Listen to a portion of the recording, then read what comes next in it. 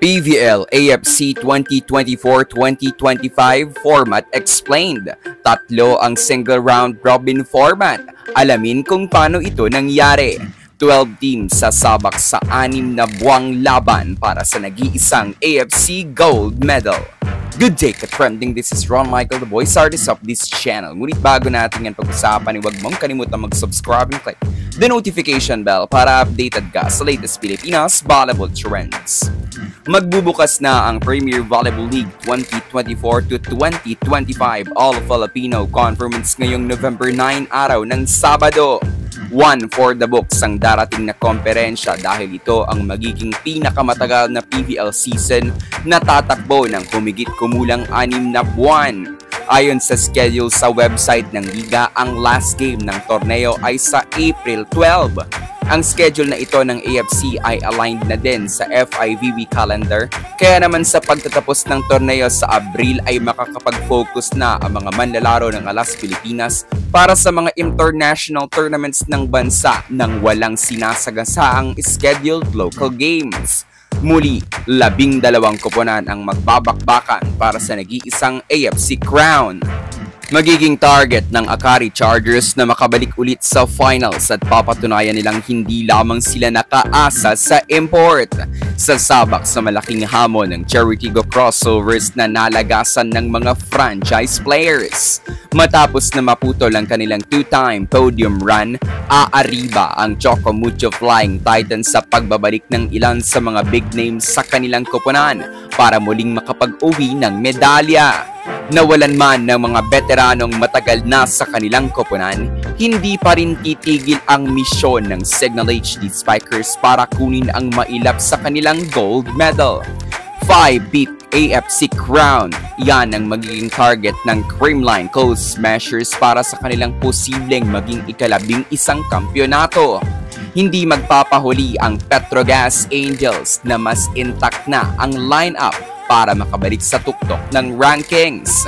Mararamdaman natin ang ganti ng api ng PLDT high-speed hitters matapos na noong reinforce ay finals and first ever medal na sana na naging bato pa. Bilang nakakuha ang Farm Fresh boxes ng ilan sa mga veteran players ng torneo, makikita natin kung ito na ba ang missing piece ng puzzle ng koponan para tuluyan silang maging strong contender. Beware of the local talents ng Galleries Tower High Risers matapos nilang ipakita na hindi sila nakaasa sa kanilang import para makapalag sa mga malalakas na teams.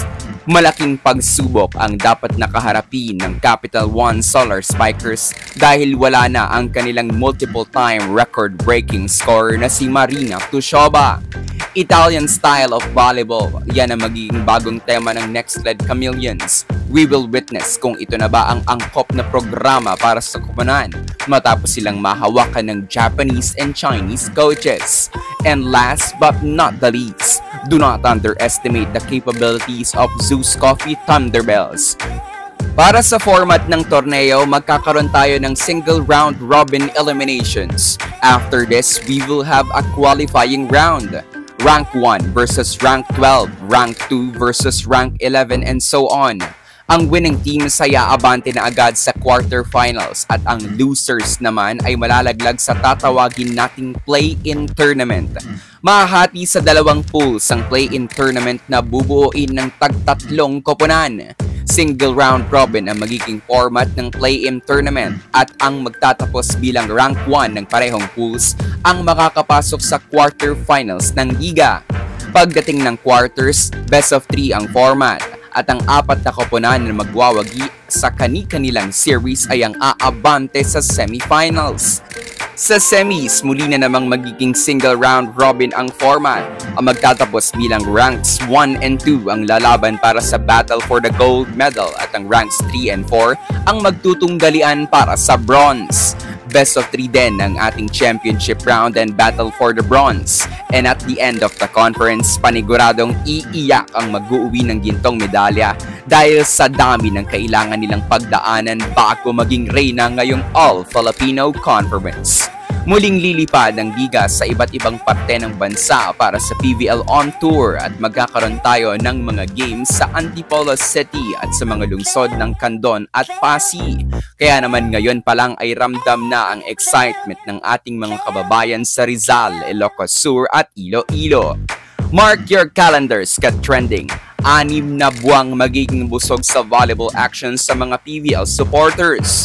Kung kayo ang tatanungin, sino-sinong mga koponan ang makakapasok sa Final Four? At sino ang sa tingin nyong magkakampyon ngayong edisyon? Comment down below. So that's it for today's video, ka-trending. Do not forget to subscribe and click the notification bell para updated ka sa latest ganap ng women's volleyball sa Pinas. Thanks for watching. Bye for now!